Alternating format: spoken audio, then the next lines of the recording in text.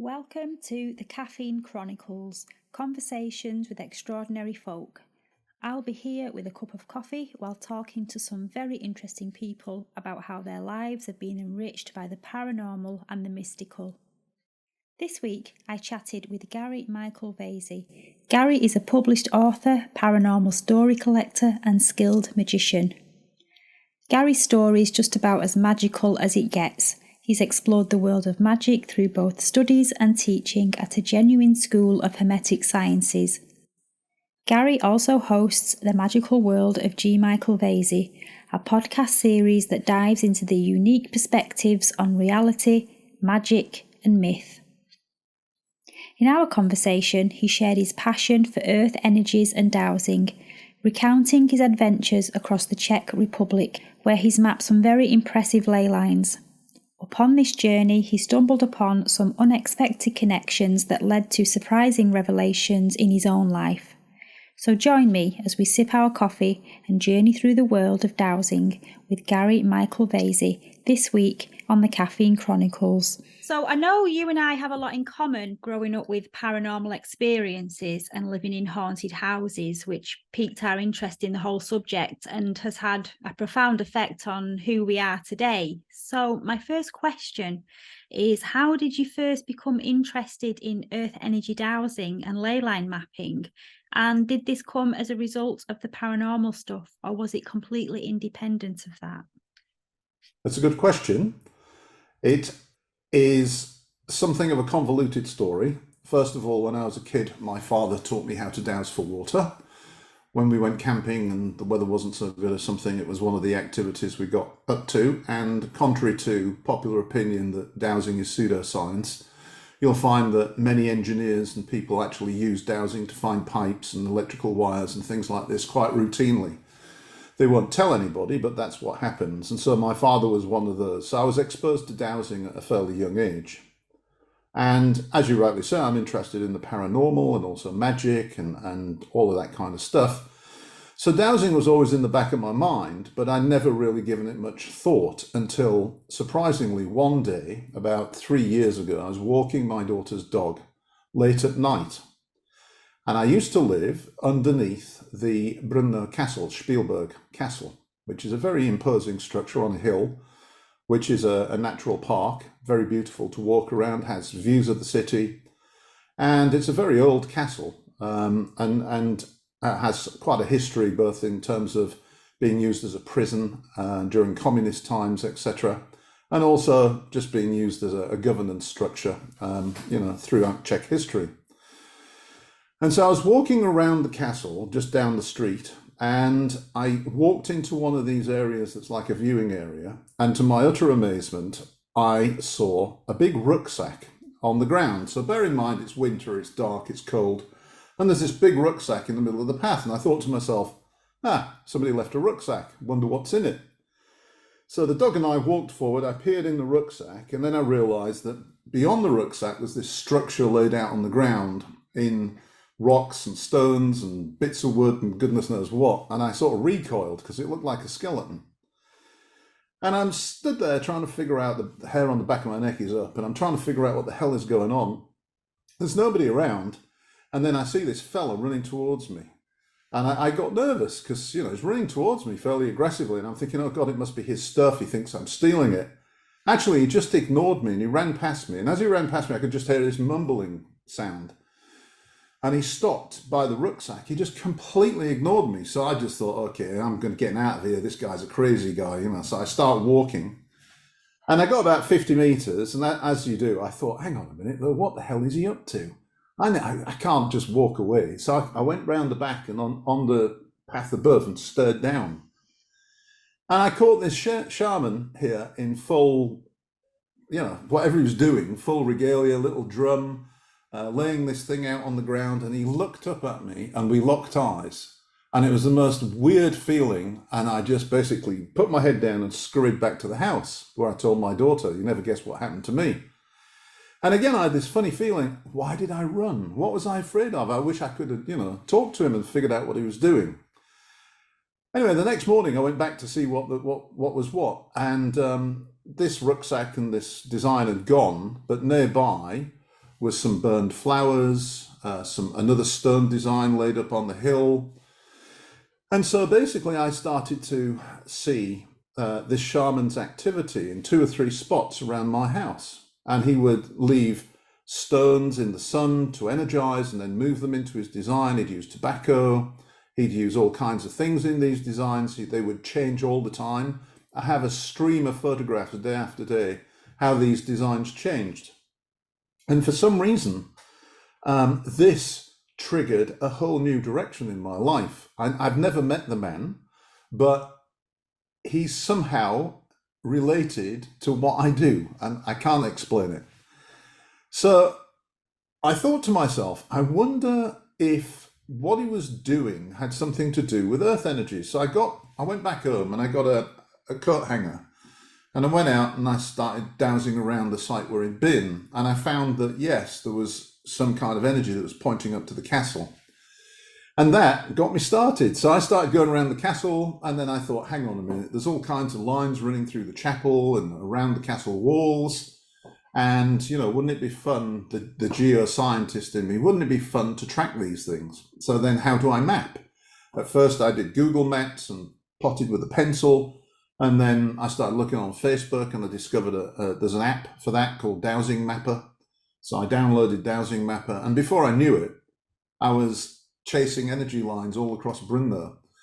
Now, all of these energy lines, though, were all like 8 paces wide or 15 paces wide. They seem to fall into those 2 categories, either 8 paces or 15 paces wide. And I had never in my tiny mind thought that they would be any bigger. I mean, just that's it. They're small lines and they run to interesting places, and where they cross, usually it's in the middle of a church or on top of a hill or something, and there's some nice energies there and you can meditate. And this was my little hobby. And then I bumped into a guy called Rory Duff, who's a fellow geologist, a geobiologist, and has been doing this for many, many years, longer than me. And we started to correspond. And one day he said, Gary, he says, there's a place out in your part of the world I'd like you to check if you would. I think there's a major line there. This was during COVID lockdown. So I decided I'd do it. I scurried off in the car, managed to avoid all the issues, and drove 120 kilometers, got 2 hours on site, and I found this line 25 paces wide. So I sent him an email, Rory, 25 meters wide, massive line. Email came back, nice find, Gary, but that's not what you're looking for. You're looking for something much bigger. I'm like, bigger? And sure enough, I found it a little later that day in the middle of the countryside, actually, just quite by accident, 90 paces wide. I was so shocked. I went up and down this road with my dowsing rods, probably 8 times, counting it out, making sure that the dowsing rod stayed in position the whole time. So it was one line and not multiples. And this is called a type 4 energy line. And this is the kind of line that is really key and important. It's like the second below the massive lines, right? And this then basically just got me going. I mean, I had to find type 4 lines. I had to find these big lines in the Czech Republic, see what they were up to. So that's kind of how I got started. And how I found the first type 4 line, I'm doing all the talking here, sorry, was I was visiting this place called Jindřichův, which is a beautiful town in the Czech Republic with a huge castle, a long history going back to like the Slavic era, that's 800 to about 1100. And they had a church there. And as I got out the car, I parked the car by this church, not really realizing, and started dowsing. And immediately I found a 90 pace wide line, and I followed it to this church, which is now part of the city museum. Actually, it's not a church anymore. And as I went around the church, I realized that there was a node. There was 2 or 3 of these lines coming into this church, and there was a node there. And this is the church that I've spent a lot of time working on, and it's an old Templar church. It was taken over by some monks, but it started out as a Templar church, and it's where I discovered this thing that I've christened the Templar line, the Templar alignment, which goes across the Czech Republic. And once I'd found this, I started wanting to track this line, and I made it like my project to track the line from one side of the Czech Republic to the other. And that's what I've been doing for the last 2.5 years. And if you got that, is that line now officially on the map? Well, I kind of made it semi-official because everybody that, Rory Duff and some of the other people that douse like me, they've heard now of the Templar line and they know it exists. And Rory Duff has actually remote dowsed it into La Rochelle, which is a Templar city, of course. And so, we know that it's a major line. It travels through some pretty amazing places in the Czech Republic, I can tell you that for nothing. But in the process of following this line, I have gradually gotten better and better and better at dowsing. And so I've discovered many, many, many more type 4 lines, to the point where, if you saw my Google map with all of my thousands of points and lines, it's a right mess. I mean, there's probably 10 or 12 of these lines kind of running either parallel to the Templar or sort of perpendicular periodically. And I want to follow them all. I want to work it all out. And for a while, I got a little worried that maybe the Templar line wasn't actually one line. It was a bunch of, accidental finds that I joined together, not knowing the others were there. But as I've discovered since, I've done a lot of rechecking. It is real, and it's just so much stronger than the other ones. The Templar line hits you in the face. I mean, it's obvious, whereas the other ones are much more subtle. They might have stronger areas where you find it easier, but it's literally, I can douse the Templar line driving in the car at 80 kilometers an hour, whereas some of the other lines I have to actually get out the car and walk in order to detect them because they're much more subtle. So I've now got this lifelong project of sorting out all these lines.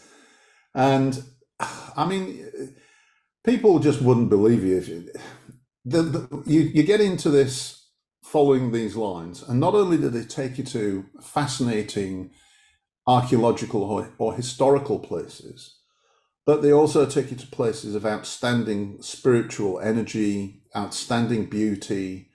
They expose you to all kinds of synchronicities and weird and wonderful experiences that go from butterflies in December to finding white feathers all along the line, to having almost an out-of-body experience meditating in a vortex, to bumping into liminal people, the people that basically seem to exist on the edge of our reality, and they're there 1 minute and gone the next. And I'm not the only one that's experienced these kind of people.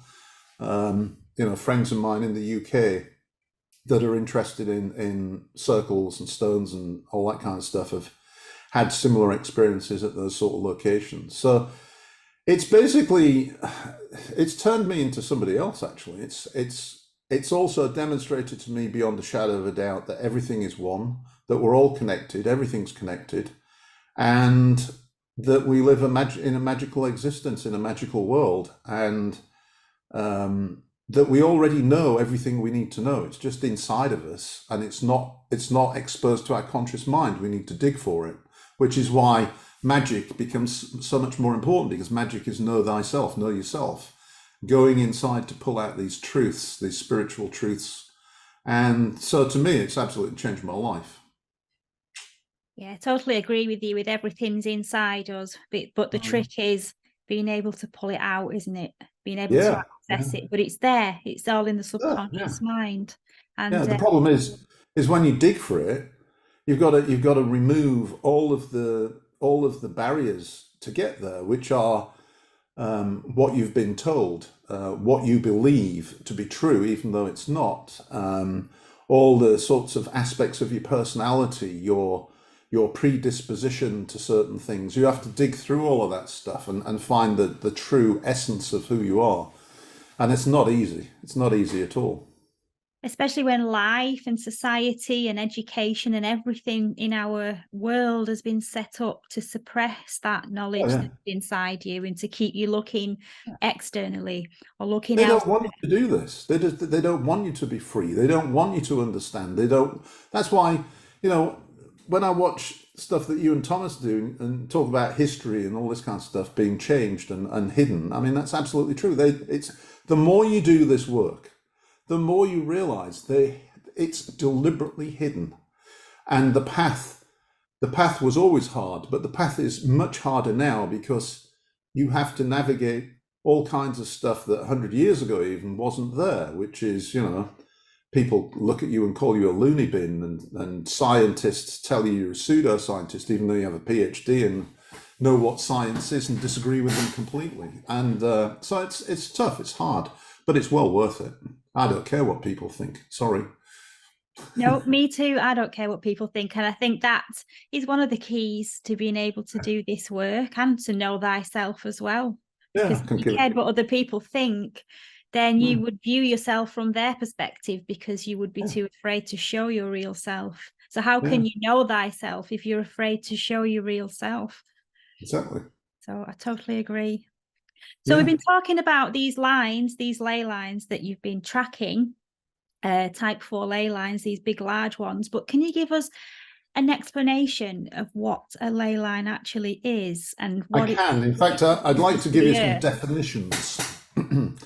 Because I think that as a sort of scientist, and working with Rory, who's another scientist, a geologist, earth scientist, it's important that we do have common terminology, common lexicon, and some kind of classification. So first off, a ley line isn't what I'm tracking necessarily. Because what you tend to find is these earth energy lines come in pairs. And I tend to talk about male and female, negative and positive. That's just my terminology. They're basically, yin and yang, or whatever you want to call them. But you can definitely detect that one is kind of the opposite of the other, if you see what I'm trying to say. And so those lines tend to travel in pairs, and where they cross, they form a node. And if you track these lines, you will discover that when you find the nodes and plot them on a map, they tend to be in a straight line. And then you have a ley line, because the ley line is the straight line that joins all the nodes, right? So if you look at the Michael and Mary lines in England, southwest England, the ley line is the line drawn through the nodes of those two earth energy lines crossing. Yeah. And it's like serpents. This is the old serpent energy, right? And it also resembles, I can never say the word, I would say caduceus. It's the straight line that joins all the nodes on these two energy lines. Now, of course, there are all kinds of grids and lines, electromagnetic and all kinds of stuff. And some of them are actually known to physicists and scientists as being measurable. But the kind of earth energy lines that we're interested in this particular instance, we think are probably sound, lines of sound. So they're very low frequency sound. And I think Rory's idea that they come from the planet itself, where the core and the outer core are liquid and solid. And so they spin at different speeds, and that creates very low frequency sound. And those sound waves come through the earth. And just like any kind of wave, where the waves meet, they'll form a line of force. And that's the energy line, is that line of force where the waves meet. Right, and so they're very much related with the whole concept of earth energies generally, and some of the other sounds and things that you get with the earth. So it's all related, and I think that it should be possible to create something to actually measure these low frequency sounds. But I wouldn't know how to do that. That's not my expertise. If someone does, it's an experiment I'd like to try. But in the interim, apparently, I can pick them up within my body, and using dowsing rods, it magnifies the little movements and acts as a sort of barometer, if you want, for where these lines are. Now, what I can tell you is I started off with two rods and would always look for where they cross. Then I went to one rod, and now sometimes I don't even need the rods at all. I just feel the lines. Right. Practice makes perfect. And is there a correlation between the nodes and the lines and the waves with things like geopathic stress and things like that, and energy vortices? It's all related. House healing, looking at geopathic stresses and things like that in the place that you live, will take into consideration various forms of energies, including these earth energy lines, right? But what I'm doing is really just looking at the earth energy lines and tracking where they go. And one of my house healing friends said, why do you do that? Eventually you'll give up trying to follow them because you'll just discover more and more and more. And I said, well, yeah, but the problem is, for me, where the lines take me helps me to understand the line itself. And I think he understood what I was trying to say. So yeah, it's a lot of effort to try to track and follow these lines. But if the line takes you to, say, 3 cathedrals in a row, versus it takes you through castles, it starts to tell you something about the nature of the line. And this is what I'm finding is that, like the male line, the Perun line on the template alignment, it goes through a lot of castles, and it also goes through things like post offices and city offices. So the Perun line seems to have an affinity for jurisdiction, like control, like governance, yeah? Whereas the Merkosh line, which is its female sort of mirror, it seems to prefer things like, wells, springs, bodies of water, schools, kids' playgrounds, things like that. And it seems to more reflect like the other side of things, intuition, the other side of so it's masculine and feminine. That's why I call them male and female, because they tend to be like yin and yang. And you see this pattern repeated on almost all the lines that I'm tracking. So you know that, and also they seem to show affinities for certain periods of history. So some of the lines go through stuff that's like 14th, 15th century, and other lines seem to track through earlier structures and earlier sites. And the problem with that is, for me as well, is unfortunately in the Czech Republic, the history isn't as well recorded as it is in somewhere like Britain. So quite often a line will go through a church, and you'll notice that the church is on a hill, natural hill, and you think to yourself, well, that probably was something before it was a Christian church, maybe a Slavic site or a pagan site or Druidic or whatever, Celtic. But the problem is that the history isn't there, and you can't. I can dig on Google, and sometimes you get lucky, but most of the time it'll say the church was built in 1420, and there's no history before it, right? I find that a bit disappointing, because in England, I think you can learn a lot more by looking at the history, whereas here the history isn't that well known. I've dowsed a little bit before, but not for the same reasons as what you've done. I dowsed to clear sacred spaces such as the home, identify ghosts or spirit in places, and to communicate with them, because it's sort of, you used a good word before, barometer. I was going to say it kind of provided like a mediumistic method, but I don't use it so much now because I've developed that gift, if you like, and I use my senses and clairvoyance to do it now. But back in the early days, I used to use the two sticks, the 2 dowsing sticks, or the pendulum, and it's like you say, it becomes a barometer, an extension of your nervous system. Yeah, I mean, I do now talk to the rod quite routinely, and I've actually made a couple of videos where I've shown me talking to the rod, and I ask the rod things like, what direction is the line running? Is it male or female? But I also do things like, okay, which direction am I going to find the line that I'm looking for? That way, thank you very much. Okay, is it a kilometer or less, half a kilometer or less, 200 meters or less? And I'll tell you, 99% of the time, I get the right answer. And I'm now using it to actually guide me to find, the lines. When I get into an area, there's an area called Pustermerge, which has a Slavic rotunda, which is a round church. And it's one of the largest known rotundas in this part of the world. It's just a ruin. And on it has been built a Catholic church and a little chapel dedicated to Mary, and it's become a site that's quite important to the Catholics.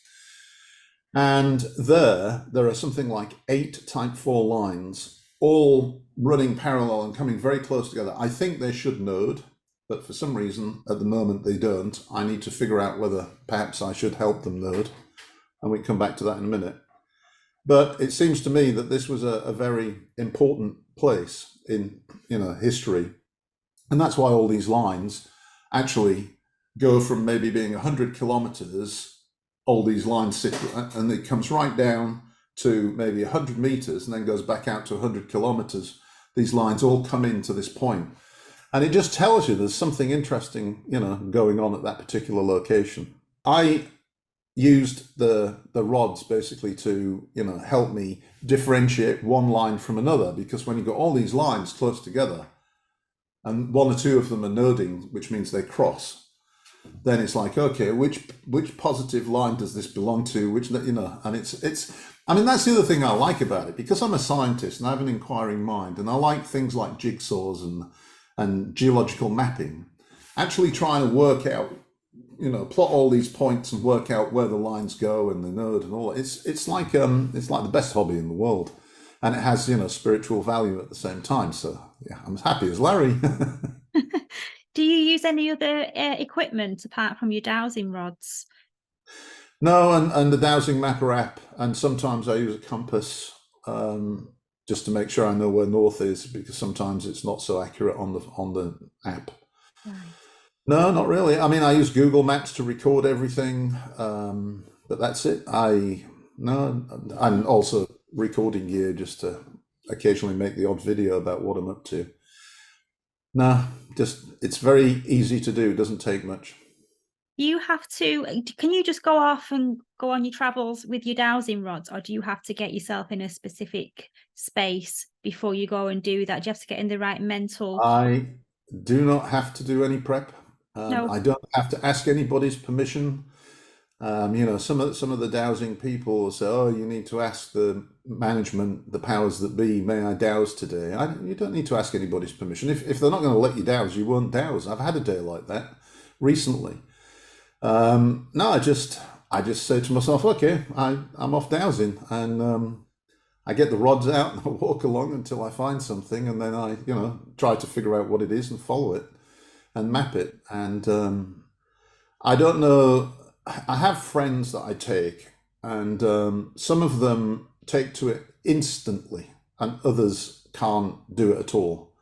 And I haven't yet quite figured out why that is. I think part of it is belief. Do you believe it? Do you accept it? I mean, unfortunately, with all of these sort of pseudo paranormal spiritual things, if you got a person that just is materialistic and won't accept it, it kills it for everybody. And that's part of the whole thing, it's part of, you have to believe. And people find this difficult. Okay, so basically it's your imagination. No, it's not my imagination.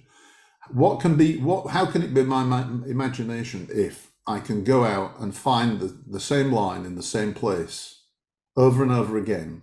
And furthermore, I can give the rods to somebody and say, off you go in that direction, and they'll find the line in the same place. How can it be imagination if walking along, you find a line, you find its direction, and then you jump half a kilometer in a straight line and find the same line because it's going straight?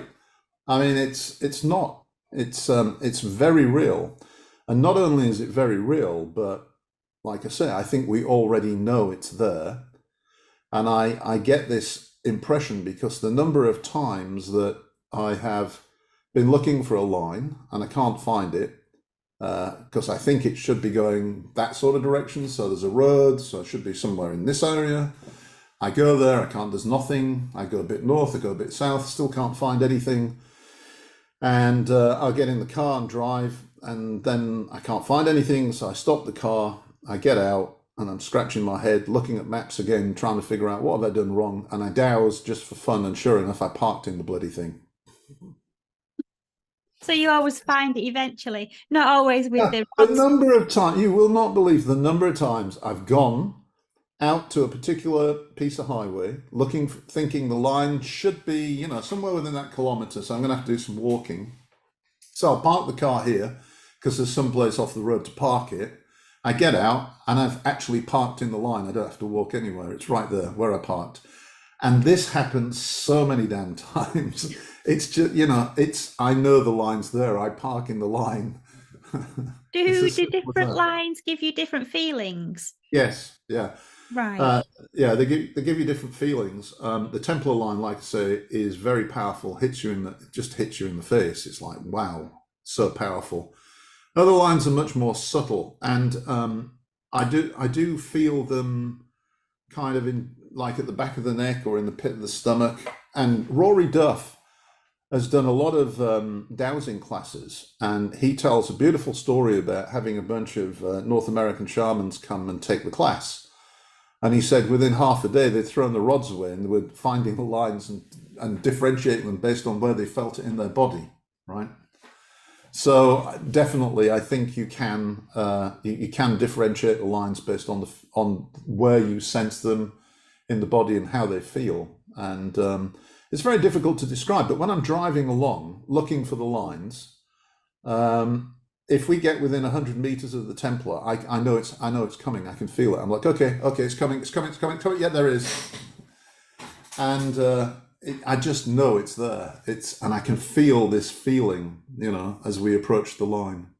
Right. And we've got 7 chakras, and they say that the earth has got 7 chakras as well. And these lines are all interconnected with that. And Glastonbury is one of them, isn't it? I think it's at the solar plexus chakra. Well, I don't know how much I subscribe to which one's which and all this kind of stuff. There are a set of lines which are really huge, and Rory Duff tracks those. I haven't yet encountered one, and they're very rare. I think there are a few more of them now than there used to be, but where they node tend to be really, really powerful, important places. And I guess you could liken this to maybe not the chakras so much, but maybe all of the, if you did, what's the Chinese thing with the meridians, the acupuncture. Yeah, the the meridian acupuncture. line If you look at the coming body and across all the energy lines and some major ones and minor ones, I think you've got a good analogy there. Yes. And I'm sure that there are chakras, and I'm sure that there are chakras on a line. Never mind. I think the chakras just the word they use, isn't it? Where all the nodes or the meridian lines in your body, they all cross, so it creates the vortex, if you like, and it's just what they call them. But the Chinese acupuncture is probably much more representative. So I would liken it more to that as an analogy, and I would say that these nodes where these lines meet and cross, they have to cross, particularly the ones where, say, 2 or more of the alignment lines cross. So say 6 different energy lines crossing. These places are hugely energetic, and what Rory Duff and his people have found is something really interesting. Rory has more of a scientific mentality than I do. So when he started doing this, he went out and decided to measure the edge of these lines hour after hour. And what he discovered was that the actual edge of the line moves backwards and forwards, maybe 10, 20 meters. And some of them move like on a 36-hour frequency and some of them on a 24-hour frequency. And so I've tested this. I went out to one of the lines nearby me and I found it was a 24-hour frequency line. It was moving about 10 meters backwards and forwards, and I have the nice graph and all this kind of stuff. But what he also discovered was that all of these lines then are all doing this all of the time. But at 4 times of the year, they all come into synchronicity and they're all moving together. And then they start to move, out of sync again. And surprisingly enough, can you guess when those 4 times of the year are? At the equinoxes. It's the day before the equinox and the solstices, yeah. Right. And these seem to be very special times. So what Rory is doing, and I'm trying to replicate along with many, many others across the world, is that at these particular times of the year, go to one of the nodes and meditate into the node, resistance to what's going on, love, and all of this kind of thing, to try to influence the way that the world is evolving and humanity is evolving. Because it's plainly obvious to us that these were well known to humanity in earlier times, and we think it's very important to do that for the sake of humanity. And it's key, it's pretty obvious that these sites were used in this sort of way in the past by humanity anyway. That's why you find all of these stone circles and structures, going back into prehistory, that are located on these nodes. And I'll tell you, the Templars probably knew all about this stuff too. As you know, the Templar Order were founded to guard the pilgrims on their way through these roadways and things. And what are these? These ley lines and energy lines are essentially pathways. And they used sacred architecture to build their cathedrals on top of these energy centers. So not only do you have the natural earth energies, but it's accentuated by the architecture. And I think it's also accentuated by the use of certain sound frequencies. But that's another topic, I think. I know that, like we've talked about, many ley lines connect ancient sites and landmarks. And I know we mentioned before, like one of the most famous ones is St. Michael's Line, which starts in Southern Ireland and runs through France and Greece and Italy, Greece, and down into the Middle East. And it follows along the sites of churches and monasteries that were all dedicated to Archangel Michael. So that's a pretty big ley line in the grand scheme of things. So what's the biggest or most significant line that you found yourself on, and how did it affect you physically? How did you feel? And were there any specific religious buildings or ancient sites or stone circles in the vicinity? Well, I think these lines circumnavigate the globe, so they go all the way around the world. And of course, the biggest one for me that I've done is the Templar line here in the Czech Republic. And the Templar line passes through some really interesting places, and it seems to be associated with a particular family as well, which only became sort of known to me maybe 6 months ago. But if you remember, I mentioned a place called Jindřichův Hradec. This is Jindřich's castle, and it's a town here in the Czech Republic, and it has that church with the major node in it, along with some very interesting artwork that seems to hold the secret to the frequencies that are key to be used at the nodes, by the way. And as you follow this line, it seems to pass through a number of churches as well. It nodes at Křetiny, which is just north of Brno, which is a church that's been there for a long, long time. Actually, it's two churches in one site. It's been rebuilt in the 16th century. It goes back forever. It's associated with Marian worship and the legend about Mary, which I see as Merkosh, not Mary. And all of the other sites on this line tend to be that sort of era, 11th, 12th century churches, structures, castles, locations that either have some association with the Templars or with the Templar Order in this part of the world, or with this family that was based in Jindřichův Hradec and were a sort of like local lords, like an earl, I guess. And it's the Jindřichův line. So there's a church, for example, in a place called Kroměříž, which is east of Brno, so quite a long way from Jindřichův Hradec, JH, as I often call it, because I can't stand trying to pronounce it. And that church was built by the Bishop of Olomouc back in like the 12th century. And that particular Bishop of Olomouc was the grandson of Jindřichův of Hradec. And so you start seeing this family, and this family had a relationship with the Templar Order. And so there's a big mystery that I'm still trying to figure out is what is this? What is the significance of this? Why is this line associated with the Templars and this particular family? And of course, it's a nice little mystery to solve, and it's harder to do it here than other locations. One, because Czech language, and two, the history isn't that well recorded. But it's still something fun and engaging to work on.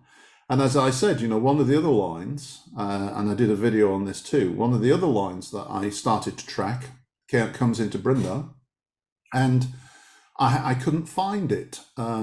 I spent a lot of time driving around and I could not find this line. It's fairly subtle, so it takes a lot of finding. And when my daughter, in the summer, my daughter had to basically apply for high school. It's like a 15, you go to high school for 4 years. And so she'd applied to a couple of schools and she had to sit some entrance exams. And I drove her to this school and it was pouring with rain and she was highly nervous. And she said, "Dad, will you wait until the gap between the two exams so I can tell you how it went? And you can help if it went bad." And I said, "Okay." So I'm sitting in my Jimny in the pouring rain in the parking lot and I'm thinking, what the hell? What am I going to do for an hour, you know? And then I thought, oh, sod it. I'll just put my anorak on and get out and have a quick walk up and down the street, see if there's anything here. I found the line. And the line went through the school that she was applying to, which she got into. She passed the exam. She's got into. She'll be attending it. So then I had that point. And so the following weekend, I started to follow the line into the city centre. And it had me in tears because it went through the small apartment that I stayed in when I first came here, where my daughter was undoubtedly conceived. It went out of the back of that about 500 meters and into the hospital she was born in, but not just into the hospital's a big building, right? Oh no, the line went through the exact wing and the exact room that she was born in. And I checked that like 8 times. It then went to an area where my ex-partner and I had looked at this house very carefully and almost bought it, and went through the house that we almost bought but didn't. And it went through then, it took a bend and went through the park that I used to take my daughter to when she was a young girl, right? And was quite a special place for us and our relationship. And then it does this tremendous swing south. I mean, this is a line that's kind of doing this across the Czech Republic. And it's bending a little bit. It's got a bit of sinuosity. But then when it does this, it just suddenly dips like south for about half a kilometre and finishes up 50 metres away from where we're living right now before it bends back to where it came from. So I call it Denny's line. I mean, what's it got to do with my daughter? I have no earthly idea, but plainly, and this is why I call the Earth energy line grid the web of weird. Because what I see is these 3 weirds spinning the web of fate, and what that web of fate turns into are these energy lines. And they are intimately associated with each of us on this planet and our fate, our past and our future and our present moment. And I call it the web of weird. Well, you certainly found your line. Yeah. You certainly found your family line there then that had an influence. Well, I mean, it's associated with my daughter, and I don't really understand quite why. Again, it just needs more work, and it needs more meditation and more openness to eventually discover why some of these lines seem to be intimately associated with people. I mean, in the early days when I was following these small lines through Brno, this is when I first noticed this, right? And we're not talking about big lines, we're talking about 15 pace wide lines, maybe 12, 15 meters wide. And there was one afternoon, I was just following the line through the city centre, out past the city centre, out to the north. And, it passed through the house I used to live in, it passed through the pub I used to go to, the hospital I had my leg surgery in, and I finished up in a part of Brno that I didn't think I'd ever been to before. And as I turned around the corner, I suddenly realised that right in front of me was this church building that I'd been to when I first came to the Czech Republic with my ex, and had never been again. It was somebody's wedding, and I'm like, oh, and this is how it works. When I had a girlfriend, Eva, who helped me a little bit for a while with some of this. And there was one day we were following the Perun line, the male line in the Templar. And I picked her up. She was staying with the parents of her son's wife, because her son and wife were staying with the parents while their home was being built. And while she was getting ready, I doused the street and discovered that actually the Perun line ran straight through this house that they were staying in. Right. Not only that, but later in the day, as we were following the line, we passed the piece of land that he'd bought that his new house was being built on. It was on the line. And then when we went a bit further, we wound up in the middle of the countryside with this like hunting lodge folly in the middle of nowhere that is used for wedding receptions and was used for his wedding reception. It was on the line. And she was like almost in tears as well. Like, what does this mean? What does this mean? And the lines in this are intimately associated. You can't get away from it. It is the web of weird. It is put there by the sisters of fate. I'm telling you. Do you think that's some way of showing you that you are on the right path? You're in the right place at the right time? Yeah, I mean, synchronicities like that are always a good sign that you're on the right path, and these are definite synchronicities. And you know, combine that with feathers and butterflies and liminal people and all the other. I mean, definitely. The universe is flashing me and saying you're on the right. And I haven't even come back to the shaman. Before we go, I just have to come back to the shaman because I started out there and we've kind of wandered off and I haven't done full circle. So periodically I'll be dowsing a line and following a line. Just say like the best one was about 18 months ago now. I was coming through Brno, I was following one of these smaller lines that came from Spielberg Castle. And I'm only 150 meters or so to the south of where I was living, but I'd never been in this part of town before. It was bizarre. And I found this sort of, a covering for a well, and it had those symbols on, that I can never say. Yeah, Kadusha. Exactly. And this building had two of those and the line went through it and I thought, oh my goodness me. And I'd never seen this building before. It was in a sort of park that I'd never gone into because there's no reason. And I walked down the hill and there's this little lane and it comes around and it comes into the main street, and I'm following the line down the hill and I come to the bottom of the street and there are 3 concrete bollards, right? Equally spaced. And somebody had dressed the middle one in women's clothing and the outer 2 as men. And when I got close, I found the same telltale tobacco offerings and little stones, and I knew the shaman had left that there. I wonder if he'd connected with you on a different level. Oh yeah, we're connected. When you met him, and that's why. Yeah, absolutely. And he got me. I'm doing something that I'm doing this. I think because of him. And the other thing is, periodically, even in the middle of nowhere, in the middle of a forest, I'll find a node, right? And I'll be mapping it out where the lines go and how the lines come in. And then there'll be like a huge tree trunk that's been cut, maybe, just 18 inches off the ground. You know what I'm talking about? It's been cut and the trunk is left and it's like a flat table. And I'll look at it and I'll go, hang on a minute. And Eva was there a couple of times when this happened. I said, Eva, look at the top of that tree, right? Do you see that there are sticks and stones on the top of the tree? Right. Now look at my diagram of the node. Look at that. Does it match? How the hell is that possible and who put that there? The shaman put that there. Perhaps he's a liminal person. Perhaps he's not. Perhaps he's a liminal person. And that's what you are. And I think I know the guy. I'm getting goosebumps talking. I think I know the name of this person because when I went to an Slavic archaeological site and spent the day there dowsing the lines, I came across this rotunda on the edge of the site, and I decided that since it was secluded and not where all the tourists were, I'd stand in the middle of the rotunda and I would basically stand like this and meditate. And I did a little bit of a ritual in my mind. And all of a sudden I became aware of a presence, and I got this image in my mind of a guy dressed in like dirty grey tunic with a long flowing beard and long grey hair. And I said in my mind, who are you? And he answered, and I said, I'm sorry, who? And it was Czech or Slavic, and it was like, it took me ages, Volk, and then I got it, Volk Vzduk. So I thought, okay, so I wrote this down, not in Czech, but as it sounded. I came rushing home, I jumped on the translator, Volk, wolf, Vzduk, breath, wolf's breath.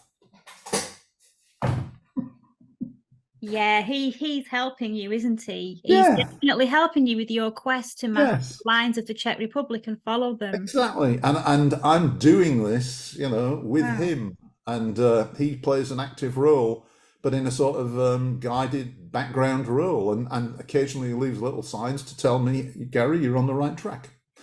I mean, people will think we're crazy, but I absolutely tell you without a word of a lie, this is true. Have you seen him in the physical again? No, I'd love to. I'd love to. No. How many years ago was that when you first saw him? About 3.5. Right, so just before the world went to cock. Yeah, just before the world went to pot. Yeah. Right. He sounds like a guide of some kind then, definitely. Yeah, absolutely. There's an American lady that I'm in touch with. She's a shaman of the Slavic persuasion, originally from Poland, and I've interviewed her on my podcast a couple of times as well. And I told her this story, and she said, "No, Gary, it's you. You are the shaman." Like your higher self sort of thing. Yeah. She said, it's you. But how I could be doing these things without me knowing I'm doing them, I don't know. That's a mind bender, isn't it? Yeah. Wow. But there's something weird going on, and I do feel like what I'm doing, I was called to do, and I'm now utterly can't stop. It's like addictive. So do you do, is this kind of like something you do alongside your work, or do you, is this like a hobby, or is this like the main focus of your life and everything else is secondary to that now? It's close to becoming the main focus. It's what I'd like to do full time, yeah. But I have to work like everybody else. I came into some money, unfortunately, because my last parent passed away, and so I was left some money. And I thought, what do I do with that? Because I could pay down my mortgage, I could do something. I thought, no, I really should do something meaningful. So after a lot of thought, I'm in the process of importing a VW camper van from Germany. And the idea is that I'm 63, another few years I'll not have to work so hard. And even now, once my daughter, who's 16, is a little older, my plan is just to disappear for weeks on end with my dowsing rod in the forest and my camera, and occasionally I'll post a video and say I'm still here. And that would be great, yeah. My feeling is, and I've told a few people this, is one day I shall go into the forest, I shall meet the goddess, and that'll be me gone. Not coming back. I love doing what I'm doing, and I've definitely developed an affinity with the goddess. I mean, the Slavic goddess. I don't know if you've read my book Chasing the Goddess, or even aware of it, but it's about meditating through the 3 winter moons on the goddess of winter, and through the 3 spring moons on the goddess of spring, the Slavic goddesses, Marana and Vesna. And I seem to really connect with the goddess of winter and death, and have quite the relationship with that deity. And I honor her now. I do the Slavic annual ritual of making the image of Marana and then keeping her in the window and taking her out when winter's over to burn her and drown her in the nearest stream. Maybe this is past life connected. Maybe this is I'm absolutely past convinced life, it is. and that's why you found yourself back in the Czech Republic again. Absolutely convinced.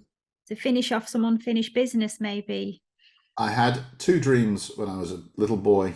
The little girl dream, which I think we talked about, but I also had this dream about being in a strange house and being very frightened of the lightning and thunder, and my mum, who wasn't my mum, taking me to this window which had no glass in it and showing me and saying, it's okay, it's just the god. It's just the god. And I think that god was Perun. I think that was in the Slavic era, and I actually think even more strangely I was a little girl, because I also have another flash of that dream where I'm older and I'm hiding in the reeds and the village is being destroyed and burned by some marauders, and I'm with a bunch of women and being protected hiding in these long reeds. And when I went to that Mikulčice place where I had the experience with meditation and Vlk Vzduk, that is where I think I lived, because it just feels like home. I recognized the tree, not the trees as they are now, but I recognized the vegetation. It's a boggy land on the edge of the River Morava, so it used to be all boggy.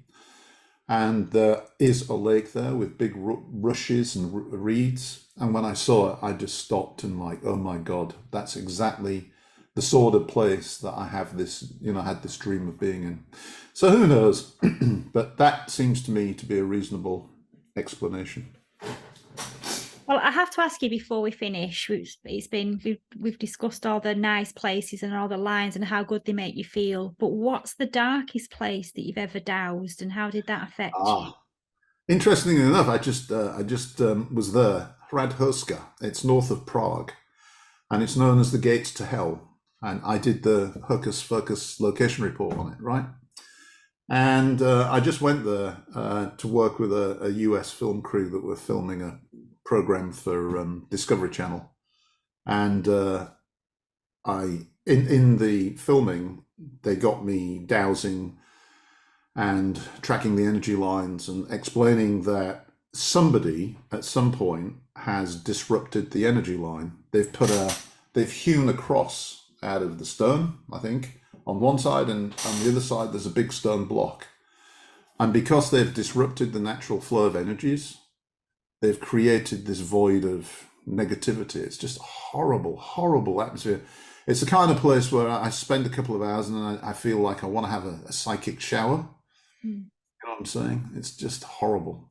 On the other hand, it's a lovely, beautiful place. And you feel like it should be really spiritually and energetically positive, but it isn't. It's horrible.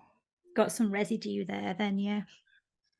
Well, like I said, I think that basically someone's played with the energy lines and deflected them or used them for different purposes maybe use them for black magic purposes. There's a couple of stories about the Nazis doing experiments there during World War II, and there's also this Swedish psychopath, and his men took the castle over for a while, and he was supposed to be a black magician trying to raise the dead. And I mean, unfortunately, you don't know what's myth and history, because probably a bit of both, but somebody has definitely used that place for nefarious purposes and has utilized the earth energies there wrongly and badly, and it now has this stench of something not nice. Yeah. What I should do is go there and try to set it right, but I fear I would destroy somebody's tourist business if I did.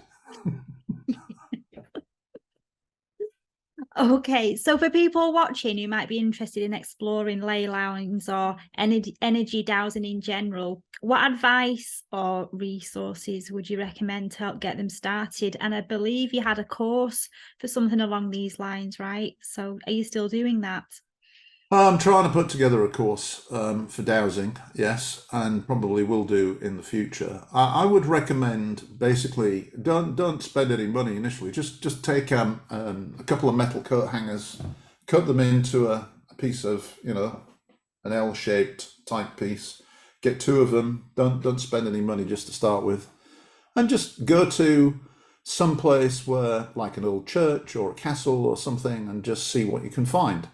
See what you pick up on, and don't give up, and have an open mind, and explore it in a fun way. It's fun. It's fun and exciting, and there's definitely something to it, and it might take you on a journey that you never expected. Is there a difference between using a pendulum and using the rods? There is, but you can achieve the same objective with both. I think the rods are better tracking lines across countryside because of the wind and weather and all that kind of stuff. But I also I use a pendulum too. Right here, I use that for. I started trying to do a bit of remote dowsing. So rather than going out running around the countryside, putting my finger on a map and using the pendulum as my guide. And also talking to the pendulum, sort of divining stuff, just like I would with the rod, asking questions about, should I do this, should I do that, and getting answers. So I think both techniques are good, but it's if it's a windy, rainy day and you're doing this, whereas the stick is much more stable and better. And tell us about the Facebook group that you've got where people can learn and connect with Well, other like-minded people. Actually, I've got a website called Earth Magic Brynner and a YouTube channel, Earth Magic Brynner, and a Facebook page or group, is it, called Earth Magic Brynner, and they all kind of interchange the same content, but I'm just trying to reach the broadest audience that I can. And essentially, you know, I'm really interested in encouraging people to do this, encouraging people to understand the importance of this that's all around them, and going to those nodes at those times a year, and basically working with Earth's energies for the future of humanity. Look up Rory Duff as well in that regard, because he has a website where all of these places are actually identified and mapped so that people can go there and meditate. And I think this is a very important thing to do, particularly now with what's going on around us. And where can people buy your books? Because you've got a few books under your belt as well. All on Amazon. All my books are on Amazon. Just go to Amazon, put in G. Michael Vasey, which is the name I use for... I used to use G. Michael Vasey to keep it separate from my professional life, Gary Vasey, but Google figured out we're one and the same person, so now I'm stuck with both monikers. I always read it as Gary Magical Vasey when I just... That's nice, I like that. Gary Magical Vasey. Well, thank you for coming on and giving us your time and talking about a fascinating subject that the hour or so that we've had just doesn't really give it justice. So thank you for that. I very much appreciate it. Thanks for coming on. Oh, thanks for having me. You're welcome.